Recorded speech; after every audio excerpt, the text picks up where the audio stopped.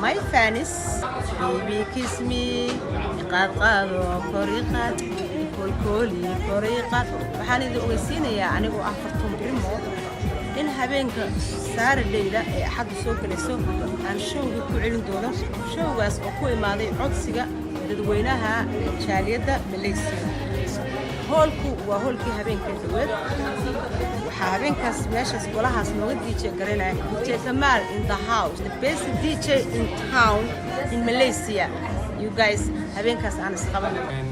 Anigoo ah DJ Kamal aqsoo dhawaatan xafladeena jaaliyadda anaga codsay marad lagu celiyo fanaanadeena qaran Fartuun Birimo insha Allah sabtida soo socota bisha maraysa 17 bisha 3 2018 waa habeenkii isku daba dhici lahayd.